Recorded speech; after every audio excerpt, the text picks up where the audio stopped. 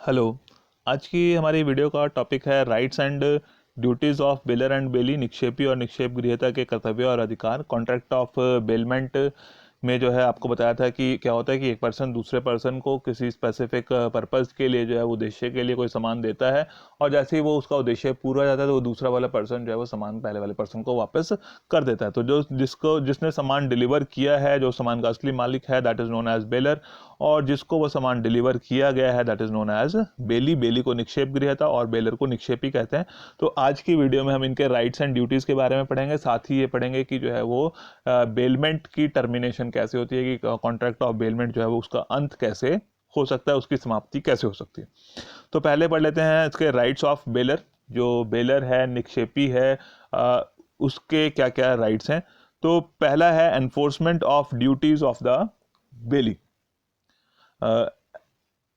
Enforcement of duties of the belly, की जो बेली है उस निक्षेप गृहता की जो भी उसकी ड्यूटीज बनती हैं उससे जो है उसकी ड्यूटीज को पूरा करवाना। तो उसके पास जो है बेलर के पास राइट है कि इसकी बेली की जो भी ड्यूटीज हैं, निक्षेप गृहता की जो भी ड्यूटीज हैं, वो ड्यूटीज उससे पूरी करवा सकता है। तो उसकी ड्यूटीज में जो भी हैं, जो आप आगे अभी वीडियो में पढ़ेंगे, वो सभी पॉइंट्स आते हैं। जैसे कि जो सामान है उसकी जो है वो उचित देखभाल करने का है, उसकी रीजनेबल केयर करने का है, उस सामान को अनऑथोराइजली यूज नहीं करना है। जिस पर्पज के लिए सामान जो है वो दिया गया है सिर्फ उसी पर्पज के लिए सामान इस्तेमाल करना होता है बेली ने। उसको अपने सामान के साथ बेली जो है वो मिक्स नहीं कर सकता। ना ही जो है वो किसी उसको सामान को किसी तीसरे पर्सन को आगे बेच सकता है। और उसकी ड्यूटी है कि जैसे ही वो उसका पर्पस पूरा हो जाता है, सामान उसके असली मालिक यानी बेलर को वापस कर दे। तो इस या फिर उसमें जो है सामान में कोई बढ़ोतरी होगी है उसके पास रखे रखे में, तो वो बढ़ोतरी भी जो है उसकी ड्यूटी है कि वो बेलर को वापस कर दे। तो इस तरह की जो भी ड्यूटीज बेली की बनती हैं वो सभी ड्यूटीज जो है वो बेली की बेलर जो है उसे पूरा करवा सकता है। तो उसको एक राइट मिला हुआ है कि जो है जो भी ड्यूटीज हैं वो बेली की उससे एनफोर्स करवा सकता है। Then avoidance of contract, in case की जो कॉन्ट्रैक्ट है वो वॉइडेबल है, तो वॉइडेबल कॉन्ट्रैक्ट की कैटेगरी में जो है उस बेलर के पास राइट है, वो चाहे तो उस कॉन्ट्रैक्ट को जो है वो इनकंसिस्टेंट मानकर जो है वो छोड़ भी सकता है, खत्म भी कर सकता है। फॉर एग्जांपल की जो है वो ए ने जो है वो बी को हॉर्स दिया, घोड़ा दिया राइडिंग के लिए, घुड़सवारी के लिए, बट उसने जो है उस घोड़े को जो है वो घोड़ा गाड़ी में लगा दिया। तो उसने जो है जिस स्पेसिफिक ऑब्जेक्टिव के लिए उसको दिया था, तो उसने स्पेसिफिक ऑब्जेक्टिव से हट के उसका घोड़े का इस्तेमाल किया। तो बेलर के पास राइट है, घोड़े के मालिक के पास राइट है कि उस कॉन्ट्रैक्ट को वो खत्म कर सकता है। तो अनुबंध का अमाननीयकरण, अवॉइडेंस ऑफ कॉन्ट्रैक्ट की अगर जो है वो वॉइडेबल कॉन्ट्रैक्ट की कैटेगरी में आ जाता है, यानी कि जो भी उसको जिस स्पेसिफिक ऑब्जेक्टिव के लिए वो सामान दिया गया था उसके अलावा किसी और काम के लिए जो है उसको इस्तेमाल करता है बेली, तो उस केस में उसके पास राइट मिल जाता है बेलर को कि वो उसको कॉन्ट्रैक्ट को खत्म कर सकता है। Then gratuitous bailment. Gratuitous bailment का मतलब है निशुल्क या ऐच्छिक भी कह सकते हैं। तो निशुल्क बेलमेंट का मतलब होता है कि जिसमें जो है वो बेलर जो है वो कोई भी चीज़, कोई भी जो है उसकी अमाउंट पैसा जो है उसे चार्ज नहीं कर रहा है, कोई भी मॉनेटरी बेनिफिट नहीं ले रहा है। तो जब मॉनेटरी बेनिफिट नहीं ले रहा है तो वो बेलर के पास एक राइट रहता है कि उस बेलमेंट को वो कभी भी समाप्त कर सकता है। कभी भी समाप्त करने का मतलब कि कई बार जो है वो बेलमेंट किसी स्पेसिफिक टाइम पीरियड के लिए दी जाती है कि जी ये लो आप मेरी जो है वो कहता है कि कोई आपका पड़ोसी आपके पास आता है कि जी मुझे आपकी जो है वो गाड़ी चाहिए और 2 दिन के लिए चाहिए। तो 2 दिन के लिए चाहिए, आपने कहा कि जी ठीक है कोई बात नहीं 2 दिन के लिए ले जाओ, और आपने जो उससे कुछ भी जो है वो नहीं लिया, निशुल्क जो है उसको वो अपनी गाड़ी जो है आपने उसको दे दी। तो उसकी जो 2 दिन की आपने टाइम दिया हुआ है, तो 2 दिन से पहले अगर आपको 1 दिन के बाद अपनी गाड़ी की जरूरत पड़ती है तो आप 1 दिन के बाद उससे वापस ले सकते हैं। तो जो निशुल्क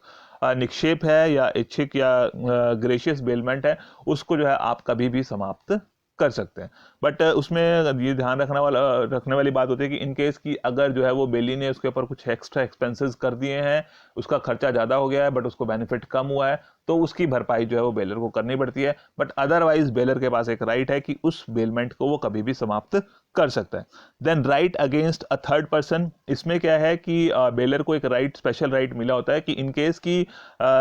जो सामान उसने बेली को ट्रांसफ़र किया है, तो अगर कोई थर्ड पर्सन उस सामान की पोजेशन ऑफ गुड्स में या उस सामान को नुकसान पहुंचाने में या जिस पर्पज़ के लिए वो बेली को सामान दिया जा रहा है उस पर्पज़ को पूरा ना होने देने में कहीं अपनी अड़चन डालता है कोई थर्ड पर्सन, तो बेलर के पास राइट है कि वो जो है उस पर्सन के ऊपर केस फाइल कर सकता है। तो ये कुछ स्पेसिफिक राइट्स हैं जो बेलर को मिलते हैं। Then duties of the bailor. अब बात आती है कि इसकी क्या क्या ड्यूटीज़ हैं बेलर की। तो बेलर की जो ड्यूटी है फर्स्ट सबसे जो इंपॉर्टेंट है, that is to disclose the defects, to disclose the defects, कि उसमें जो भी डिफेक्ट्स हैं, जो भी कमियां हैं, जो भी आपके सामान में डिफेक्ट्स हैं जिसकी वजह से जो है वो पार्टी को नुकसान हो सकता है, बेली को नुकसान हो सकता है, वो सभी जो है उसकी ड्यूटी है कि उसने डिस्क्लोज करनी है, बतानी है। Then to bear ordinary and extraordinary expenses, disclose the defects, उसके दोषों को बताना। तो दोषों में जो है उसकी जो डिफेक्ट्स हैं सामान में, तो वो दो तरह के हो सकते हैं, एक पेटेंट डिफेक्ट्स हो सकते हैं, दूसरा लेटेंट डिफेक्ट हो सकते हैं। पेटेंट का मतलब मूल दोष, जिसको मतलब आप नॉर्मल इंस्पेक्शन से पता लगा सकते हैं, और दूसरा जो है वो लेटेंट डिफेक्ट्स हैं। लेटेंट डिफेक्ट्स का मतलब है कि जिसको जो है वो नॉर्मल इंस्पेक्शन से पता नहीं चलाया जा सकता। इन केस की जो आपकी बेलमेंट है वो ग्रेशियस बेलमेंट है, निशुल्क बेलमेंट है, तो उस केस में जो है जो लाइबिलिटी रहेगी बेलर की वो सिर्फ और सिर्फ उसके मूल दोषों के बारे में रहेगी, जिसके बारे में बेलर को कॉन्ट्रैक्ट के टाइम पर पता था। बट अगर वो बेलमेंट जो है वो नॉन ग्रेशियस है, यानी कि उसके बदले में जो है वो बेलर ने चार्जेस लिए हैं, पैसा लिया है, मॉनेटरी बेनिफिट्स लिए हैं, तो उस केस में जो है उसकी ड्यूटी जो है, मतलब उसकी लाइबिलिटी जो है वो पेटेंट डिफेक्ट्स के लिए भी और लेटेंट डिफेक्ट्स के लिए भी, मूल दोषों के लिए भी, अव्यक्त दोषों के लिए भी जो है वो दोनों चीज़ों के लिए उसकी लाइबिलिटी बनी रहेगी। फॉर एग्जाम्पल कि जैसे जो है अगर हम बात कर लेते हैं पहले निशुल्क निक्षेप की, तो निशुल्क निक्षेप में क्या है कि फॉर एग्जांपल कि आपका पड़ोसी जो है वो आपसे गाड़ी ले गया, और गाड़ी ले गया, आपको लग रहा था कि गाड़ी ठीक है, आपने गाड़ी दी और जो है उससे उसके बदले में कोई भी रेंट्स आपने चार्ज नहीं किए, बट रास्ते में जो है वो गाड़ी के ब्रेक फेल हो गए, ब्रेक फेल होने से उनका एक्सीडेंट हो गया, नुकसान हो गया। तो उस केस में जो है, क्योंकि उसको बेलर को नहीं पता था कि उसमें ऐसा कोई फॉल्ट है, ऐसा कोई डिफेक्ट उसमें है, तो उसके लिए जो है वो बेलर लायबल नहीं है। बट अगर यही सेम केस जो है वो सशुल्क यानी कि नॉन ग्रेशियस बेलमेंट में होता, तो उस केस में अगर वो ब्रेक फेल हो जाते तो उसके लिए भी जो है वो बेलर की ड्यूटी थी कि वो जो है उसको पेमेंट करता। तो इस तरह से जो है वो दोषों के बारे में जो है वो कि लाइबिलिटी बेलर की रहेगी या नहीं रहेगी, तो यहाँ से जो है उसकी क्लैरिटी हो सकती है कि वो जो डिफेक्ट्स हैं वो किस तरह के हैं, और डिपेंड करेगा कि उसकी जो बेलमेंट है वो ग्रेशियस बेलमेंट है या नॉन ग्रेशियस बेलमेंट है, उसके बेसिस पर वो चीज़ें डिपेंड करती हैं। To bear ordinary and extraordinary expenses, तो उसके जो भी एक्स्ट्रा ऑर्डिनरी या एक्स्ट्रा ऑर्डिनरी जो भी एक्सपेंसेस हुए हैं, वो सभी एक्सपेंसेस जो है जो भी उसने बेली ने किए हैं, तो वो ड्यूटी है बेलर की, वो सभी एक्सपेंसेस जो है उसने पे करने हैं बेली को। Then to indemnify for defective title, कि अगर इन केस की हो सकता है कि डिफेक्टिव टाइटल का मतलब कि वो असली मालिक ही नहीं है, डिफेक्टिव टाइटल का मतलब है कि वो उसके पास असली मालिकाना हक नहीं है, वो मालिक नहीं है, बट मालिक ना होते के बावजूद भी जो है उसने सामान को जो है वो बेलमेंट के लिए दे दिया। फॉर एग्जाम्पल कि जो है वो ए ने जो है वो बी को कहा है कि ये सामान जो है वो आप ऑक्शन में बेच दो, और जो है वो बाद में पता चला कि ए जो है वो सामान का असली मालिक नहीं है, और बल्कि उसका असली सामान का मालिक जो है वो सी था। सी ने बी के ऊपर केस कर दिया कि जी इसका सामान का मालिक मैं हूँ, आपने इसको ऑक्शन में कैसे बेचने में लगा दिया। तो उसके लिए क्या है कि अगर जो है उसकी वजह से जैसे उसने सी ने बी के ऊपर केस कर दिया है, तो केस के बदले में जो है बी का कोई भी एक्सपेंसेस होते हैं, कोई भी नुकसान होता है, तो उसको इंडेमनीफाई करना, तो indemnify the for defective title, की उसका जो है वो दोषपूर्ण स्वामित्व की वजह से जो भी नुकसान हुआ है बेली को, तो उसको कंपनसेट करने की ड्यूटी जो है वो बेलर की बनती है। Then to indemnify bailee for loss in case of premature termination of gratuitous bailment, जो भी मैंने आपको पीछे भी बताया था कि ऐच्छिक जमानत यानी कि निशुल्क जो उसकी बेलमेंट है, निशुल्क निक्षेप में जो है, अगर उसको उसकी अवधि से पहले, यानी कि जो टाइम लिमिट आपने दी थी उस टाइम लिमिट से पहले ही अगर आप उसको खत्म कर देते तो वो राइट है बेलर के पास। बट अगर जो है उसमें क्या हुआ है कि बेली ने कुछ खर्चे कर दिए, कुछ एक्सपेंसेस कर दिए हैं उसके ऊपर, तो उसका जितना खर्चा हुआ है वो ज़्यादा है और जो उसने बेनिफिट्स उससे लिए हैं वो कम है, तो उस केस में जो है वो आपको उसके खर्चे की भरपाई करनी पड़ेगी। फॉर एग्जाम्पल की जो है आपकी जो है वो बाइक थी, और आपका पड़ोसी कहता है कि जी मुझे जो है वो आपकी बाइक चाहिए 3 दिन के लिए, तो आपने कहा कोई बात नहीं जी 3 दिन के लिए ले जाओ। 3 दिन के लिए ले जानी थी, बट आपकी जो है वो बाइक में कुछ प्रॉब्लम थी, उसने जो है वो बाइक को रिपेयर कराया, और सुबह वो ले गया था, दिन में आप कहते हैं जी मुझे तो ये बाइक अपनी वापस चाहिए, तो उसने अभी उसका सामान का इस्तेमाल भी नहीं किया,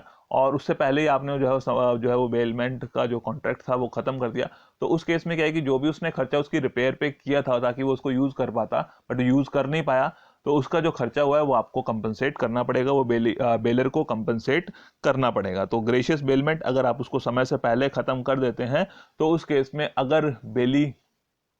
का जो है वो खर्चा ज़्यादा हुआ है, एक्सपेंसेस ज़्यादा हुए हैं और बेनिफिट्स कम मिले हैं, तो उसकी कंपनसेशन जो है उसको जो है रिम्बर्स करने का काम जो है वो बेलर का रहेगा। Then duty to receive back the goods, वस्तुओं को वापस करने का कर्तव्य। अब आप कहेंगे कि जी वस्तुओं को वापस लेने का तो अधिकार होता है, तो वैसे तो वस्तुएं वापस जो हमने दी हैं किसी को अपनी वस्तु, उसको वापस लेने का अधिकार है। बट दूसरी तरफ क्या है कि कई बार जो है हमने सामान दे दिया और हम सामान दे के जो है वो सामान लेने नहीं जा रहे अपना वापस, और वो जो है जो भी जिस स्पेसिफिक ऑब्जेक्टिव के लिए हमने दिया था वो स्पेसिफिक ऑब्जेक्टिव जो है वो पूरा हो चुका है। अब उसके बाद भी हम सामान वापस नहीं लेने जा रहे, तो सामान वापस नहीं लेने जा रहे हैं तो उसकी वजह से हो सकता है कि उस सामान को रखने में, उसकी देखभाल में, उसके रख रखाव में बेली का कुछ खर्चा हो रहा। तो अगर ऐसा कुछ हो रहा है तो उस केस में फिर जो भी खर्चा हुआ है, जो भी नुकसान उस बेली का हुआ है, वो बेलर को कंपनसेट करना पड़ेगा। तो उसकी ड्यूटी है कि जैसे ही वो ऑब्जेक्टिव पूरा हो जाता है या फिर जैसे ही जो है वो उसकी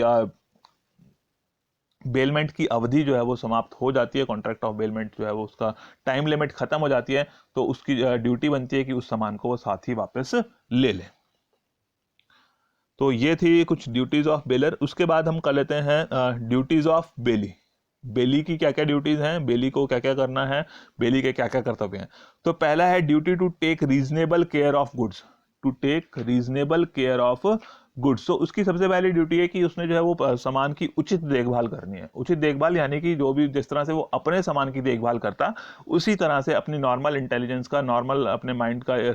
दिमाग का इस्तेमाल करते हुए, अपनी नॉर्मल जजमेंट का इस्तेमाल करते हुए कि ऑर्डिनरी कोर्स ऑफ एक्शन में, सामान्य स्थिति में जैसे वो अपने सामान की जो है वो देखभाल करता, उसी तरह से उसने जो है वो बेलर के सामान की देखभाल करनी है। वस्तु की उचित देखभाल करने का कर्तव्य उसका बनता है। तो इन केस की अगर वो रीजनेबल केयर नहीं करता है, उसको जो है वो उचित देखभाल नहीं करता है, तो फिर उस जो भी नुकसान बेलर को उठाना पड़ा है तो फिर बेली को वो कंपनसेट करना पड़ेगा। फॉर एग्जांपल कि बेलर जो है, बेलर ने बेली के पास जो है अपने कुछ सीमेंट के बैग्स रख दिए। अब कुछ सीमेंट के बैग्स अपने जो है उसके पास बेली के पास रख दिए। अब रात को जो है वो बारिश होगी, या कह लो शाम को जो है वो बारिश होगी। अब बारिश होने में होगी तो फिर जो है वो सीमेंट जो है वो सारा के सीमेंट के बैग्स जो है वो भीग जाएंगे और खराब हो जाएंगे। अब क्या किया कि बेली की ड्यूटी बनती थी कि उसको बचाने की कोशिश करे। तो अगर बेली ने उसको बचाने के लिए, फॉर एग्जांपल की जो है वो बचाने की कोशिश की, कि अगर उसका अपना होता तब भी बचाता, तो उसने जो है वो सामान को रख के जो है वो अपने किसी गोडाउन में रख लिया। वो बाद में पता चला कि जो गोडाउन भी लीक करता था। अब गोडाउन लीक करता था तो उसकी वजह से सीमेंट खराब हो गया। तब अब आप क्या कहेंगे कि जो है इसमें बेली की क्या ड्यूटी है, बेली की ड्यूटी बनेगी उसको कंपनसेट करने की या नहीं बनेगी? तो इस केस में क्या है कि बेली की कोई ड्यूटी नहीं बनेगी कंपनसेट करने की, मतलब क्योंकि उसने अपनी तरफ से जो है जो उसकी उसको नुकसान से बचाने के लिए उसका कर सकता था वो उसने किया, बट उसके बाद भी नुकसान हो गया तो उसकी कोई लायबिलिटी उस केस में नहीं बनती। बट हाँ, अगर वो उसको उसके लिए कोई रीजनेबल केयर के लिए, मतलब उसकी उचित देखभाल के लिए कोई काम नहीं करता है, तो फिर उसकी जो है वो ड्यूटी बन जाती है कि जो नुकसान हुआ है उस नुकसान की वो भरपाई करे। और इस केस में क्या होता है कि बर्डन ऑफ प्रूफ की ये प्रूव करने का जो बर्डन है, भार है, वो बेली के ऊपर ही रहता है कि उसने जो है वो रीजनेबल केयर यानी कि उचित देखभाल उस सामान की थी। ये जो है चीजें वन सेक्शन 151 और 152 में जो है वो इन चीजों को डिफाइन किया गया। Then duty not to make unauthorised use of goods. तो उसकी ड्यूटी है कि वस्तुओं का अनाधिकृत प्रयोग ना करे। अनाधिकृत का मतलब है कि जिसके लिए उसको ऑथोराइज नहीं किया गया। जैसे मैंने बताया था अभी आपको एग्जांपल, घोड़े वाला एग्जांपल, तो घोड़े वाले में क्या था कि उसके मालिक ने उसको घोड़ा दिया कि आप जो है इससे घुड़सवारी कर सकते हैं, उसने जो है उसको घोड़ा गाड़ी में इस्तेमाल कर लिया, तो वो उसका अनऑथोराइज्ड यूज हो गया। यानी कि जिस पर्पज के लिए, जिस उद्देश्य के लिए वो सामान दिया गया, उसके अलावा किसी दूसरे उद्देश्य के लिए जो है उस सामान का इस्तेमाल नहीं किया जा सकता। तो अगर जो है बेली ने जो है उसके लिए उसका अनऑथोराइज्ड यूज किया है, तो अनऑथोराइज्ड यूज करने से जो भी नुकसान हुआ है, चाहे उसकी नेग्लिजेंस से, चाहे उसके मतलब उसको पता था या नहीं पता था, इंटेंशनली है अनइंटेंशनली है, तो जो भी नुकसान होगा उसके लिए बेली लायबल रहेगा। बट अगर उसने जो है उसका ऑथोराइज्ड यूज किया है, जो उसको ऑथोराइज किया गया था, ऑथोराइज था जिसको यूज करने के लिए, उसके बावजूद भी कोई नुकसान होता है तो उस केस में बेली लायबल नहीं है। बट अगर जो है उसने उसका अनऑथोराइज्ड यूज किया है, चाहे वो इंटेंशनली है या अनइंटेंशनली है, दोनों केसेस में जो है वो बेली उस नुकसान की भरपाई के लिए लायबल है। उसकी ड्यूटी है कि जो भी लॉसेस उसकी वजह से हुए हैं वो बेली बेलर को पे करेगा। Then duty not to mix goods, ये सेक्शन 155, 156 एंड 157 में बताया गया है। वस्तुओं को मिश्रित नहीं करने का अधिकार, कि उसकी ड्यूटी है कि उसने जो है वो सामान को मिक्स नहीं करना, कि जो बेलर का सामान है उसको बिना बेलर की कंसेंट के वो अपने सामान के साथ मिक्स नहीं कर सकता। तो अगर इसमें फिर कुछ केसेस आते हैं कि किस तरह से जो है अगर वो सामान मिक्स कर दिया जाता है तो क्या होता है। तो इन केस की अगर जो है वो बेलर की कंसेंट है, बेलर से सहमति ले लिया आपने कि वो सामान मिक्स कर दिया जाए, हो सकता है कि उसके पास इतनी जगह नहीं है, स्थान नहीं है, तो जो है बेलर कहता है कि कोई बात नहीं आप मिक्स कर लो, तो मिक्स कर लिया जाएगा। तो मिक्स केस में अगर मिक्स करने के लिए बेलर ने परमिशन दी है, बेलर से परमिशन लेके बेली ने सामान मिक्स किया है, तो प्रपोर्शनेटली जो प्रपोर्शन उनका बनता है, जितना जितना हिस्सेदारी उसकी बनती है दोनों की, उसके अकॉर्डिंगली जो है वो गुड्स को बाद में सेपरेट कर लिया जाएगा। गुड अगर जो है उसकी कंसेंट के बिना कर लिया जाए, कि इनकेस की जो है वो गुड्स अगर जो है उसने बिना बेलर की कंसेंट के जो है वो सामान मिक्स कर लिया। अब सामान मिक्स कर लिया तो दो केसेस हो सकते हैं, कि एक तो उसको सामान को अलग किया जा सकता है और दूसरा उसको अलग नहीं किया जा सकता। इन केस की उसको अलग किया जा सकता है तो अलग करने का जो भी खर्चा होगा, जो भी एक्सपेंसेस होंगे, वो बेली को पे करने पड़ेंगे। और अगर उसको अलग नहीं किया जा सकता तो उस केस में बेलर को जो भी नुकसान उठाना पड़ा है उसकी भरपाई जो है वो बेली को करनी पड़ेगी। तो यानी कि उसकी ड्यूटी बनती है कि वो उस सामान को अपने सामान के साथ मिक्स ना करे। Duty not to set up an adverse title, duty not to set up an adverse title. Adverse title का मतलब है कि वो जो बेली है, बेली को सामान दिया गया है किसी स्पेसिफिक पर्पस के लिए, तो उसकी ड्यूटी है कि वो उसको सामान को किसी थर्ड पार्टी को ट्रांसफर ना कर दे, उसकी ऑनरशिप जो है वो किसी थर्ड पार्टी को ट्रांसफर ना करे। तो उसके लिए कोई एडवर्स टाइटल हो जाए कि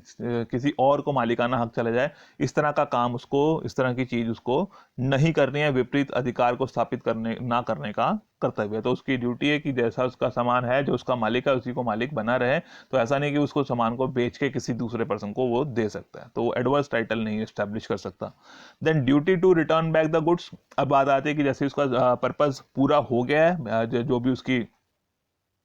बेलमेंट का ऑब्जेक्टिव था, तो ऑब्जेक्टिव पूरा हो जाता है तो उस ऑब्जेक्टिव के पूरा होने के बाद उसकी ड्यूटी है कि वो सामान वापस कर दे, या फिर किसी सर्टेन स्पेसिफिक पीरियड के लिए, टाइम पीरियड के लिए उसको दिया गया था, तो जैसे ही वो टाइम पीरियड खत्म हो जाता है तो टाइम पीरियड खत्म होने के बाद उसकी ड्यूटी है कि वो सामान जो है वो उसके असली मालिक को वापस कर दे। और इसमें मैंने बताया था कि जो है ग्रेशियस बेलमेंट वाला आपको पहले बता दिया कि निशुल्क जो बेलमेंट है, तो इन केस की अगर जो है वो प्रीमेच्योरली उसको जो है वो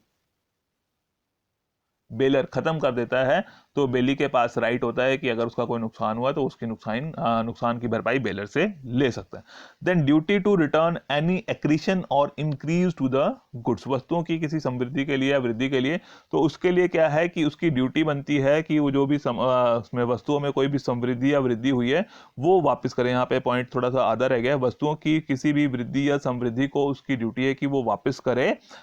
बेलर को। तो उसको ड्यूटी टू रिटर्न एनी एक्रीडिशन, की उसकी ड्यूटी है कि ये जो वृद्धि या समृद्धि हुई है उसको बेलर को वापस कर दे। तो यानी कि हो सकता है फॉर एग्जांपल कि जैसे इसमें जो है किसी ने पर्सन ने जो है वो ए ने बी को, अपनी गाय जो है वो बी के पास रख दी, और जब तक वो गाय उसके पास रही थी तो उसमें जो है वो गाय का बछड़ा हो गया या बछड़ी होगी, तो वो जो है उसने उसकी ड्यूटी बनती है कि वो गाय तो वापस करेगा ही करेगा, साथ में जो उसका बछड़ा है बछड़ी है वो भी उसको वापस करनी है। तो दैट मीन्स की duty to return any accretion और इंक्रीज इन द गुड्स, कि रखे हुए सामान में या उसमें वस्तुओं में कोई वृद्धि हो जाती है तो उस वृद्धि को भी जो है उसने बेलर को वापस करना होता है।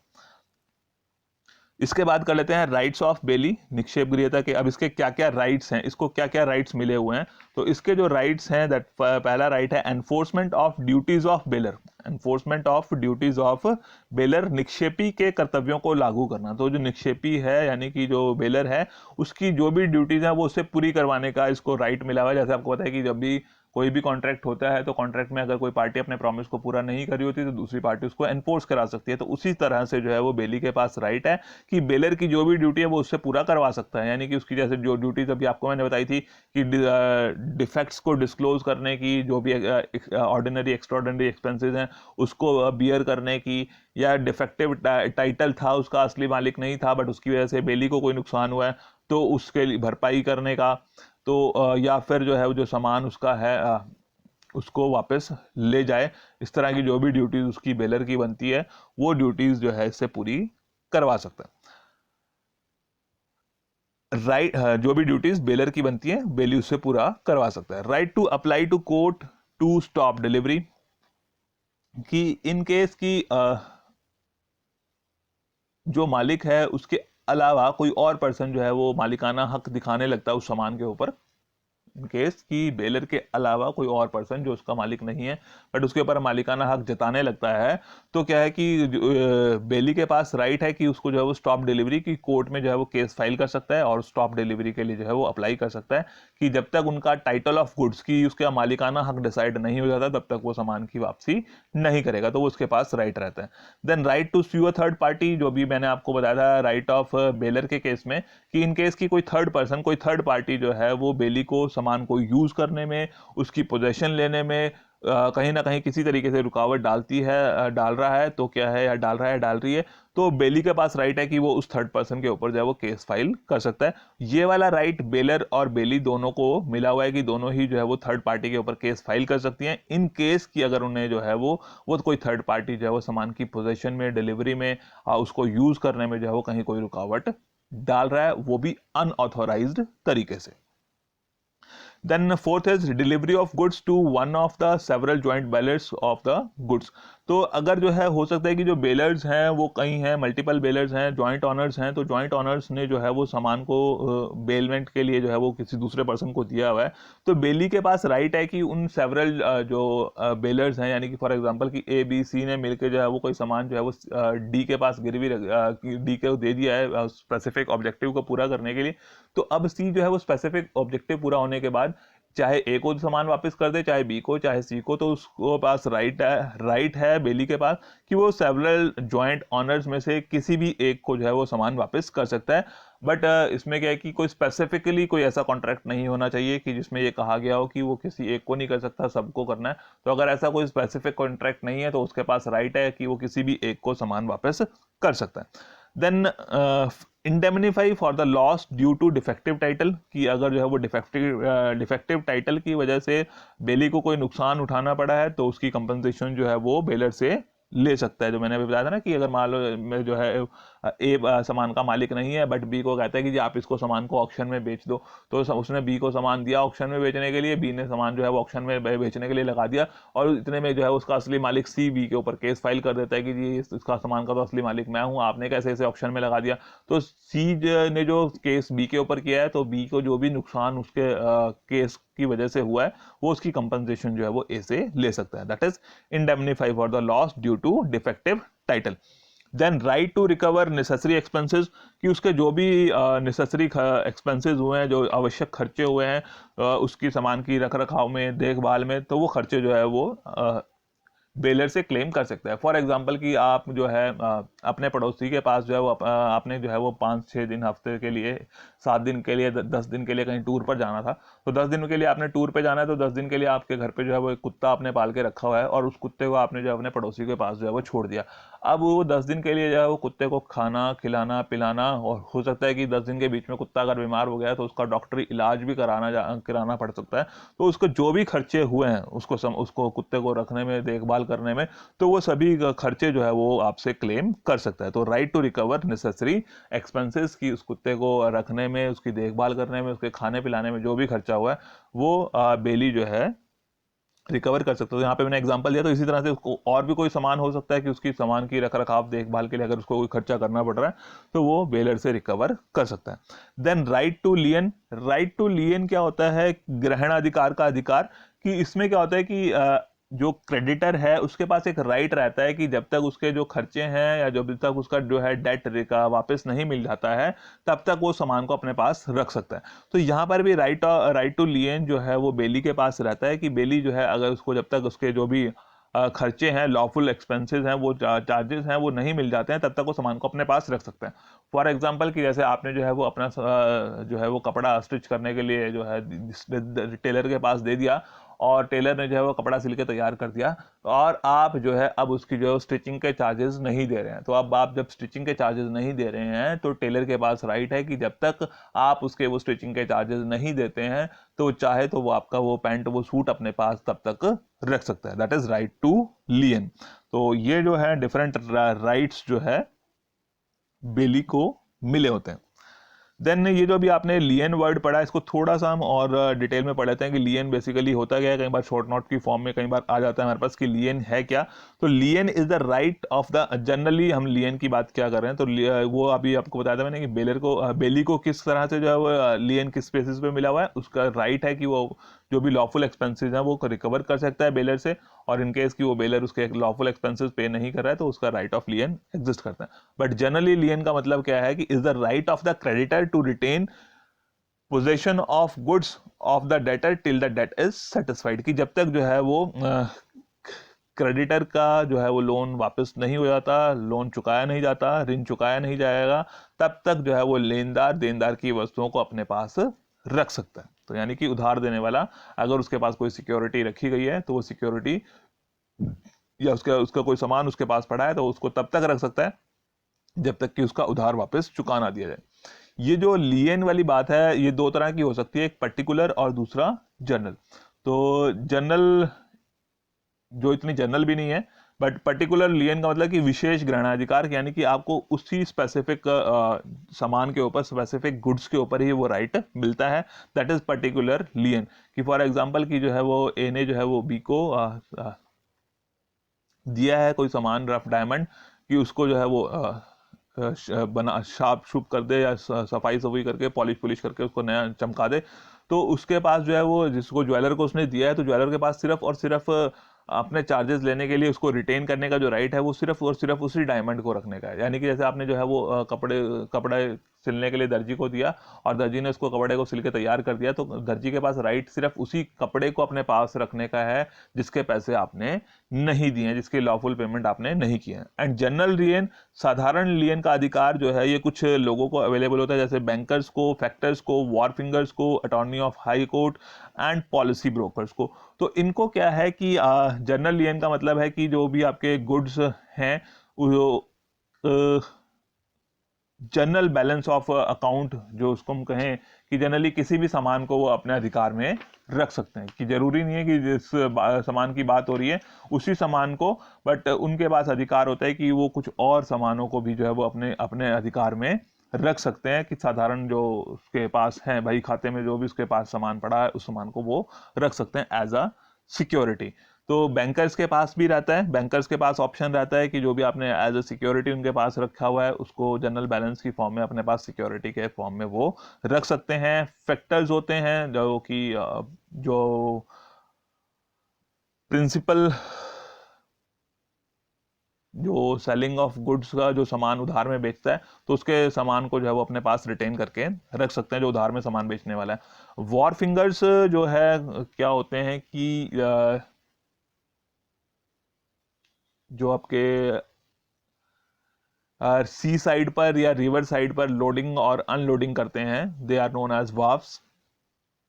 तो जो पर्सन है वो वाफ्स जो है वो आपके सामान को जब तक आप उनके सामान के पेमेंट नहीं कर देते हैं तब तक वो उस सामान को अपने पास अपने पोजीशन में रख सकते हैं। तो उनको एक जनरल लियन मिला हुआ है कि इन केस की जब तक जो भी आपका सामान है, जितना भी सामान है, उस सामान को सबको वो अपने पास रख सकते हैं। तो बेशक उनके पास आइडेंटिफिकेशन की कैपेसिटी नहीं है, वो आइडेंटिफाई नहीं कर सकते कि कौन से सामान के लिए आपने पेमेंट कर दिया, कौन से के लिए नहीं कर दिए, तो उसमें से जिस भी सामान को है वो अपने पास रख सकते हैं। तो यहाँ पर जनरल लियन का मतलब है कि जिसमें सामान को जो है कोई पर्टिकुलर आइडेंटिफिकेशन अवेलेबल नहीं है। तो अटॉर्नी ऑफ हाई कोर्ट, जो हाई कोर्ट के वकील हैं, वो भी जो है उनको जनरल लियन का राइट मिला हुआ होता है। एंड पॉलिसी ब्रोकर्स, जो पॉलिसी ब्रोकर्स हैं इंश्योरेंस के, मरीन इंश्योरेंस के, उनको भी जो है ये राइट मिलता है। देन इसके बाद हम कर लेते हैं टर्मिनेशन ऑफ बेलमेंट। जैसे मैंने बताया था कि स्टार्टिंग में हम जो है वो राइट्स एंड ड्यूटीज के बारे में करेंगे और साथ ही जो है वो टर्मिनेशन ऑफ बेलमेंट के बारे में करेंगे। टर्मिनेशन ऑफ बेलमेंट, इसमें क्या है कि कब कब जो है किस तरह से जो है वो बेलमेंट की समाप्ति हो सकती है। तो पहला है on the expiry of the period, कि जैसे ही जो है वो टाइम पीरियड, जिस टाइम पीरियड के लिए वो बेलमेंट की गई थी, टाइम पीरियड खत्म होगा तो जो है वो बेलमेंट खत्म हो जाएगी। On the accomplishment of the object, उद्देश्य पूरा हो गया तब भी जो है वो कॉन्ट्रैक्ट ऑफ बेलमेंट साथ ही खत्म हो जाता है। अनऑथोराइज्ड यूज ऑफ गुड्स, की अगर इन केस बेली ने जो है वो उसका अनऑथोराइज्ड यूज किया है कि जो उसके लिए वो ऑथोराइज नहीं था, तब भी जो है वो बेलर उसको खत्म कर सकता है। Destruction of the subject matter, जिस चीज का बेलमेंट के लिए दिया गया था, अगर वो सब्जेक्ट मैटर ही खत्म हो जाता है तो भी जो है वो बेलमेंट खत्म हो जाती है। एंड ग्रेशियस बेलमेंट यानी कि निशुल्क निक्षेप जिसको हम कहेंगे, तो निशुल्क निक्षेप ग्रेशियस बेलमेंट, इसमें क्या है कि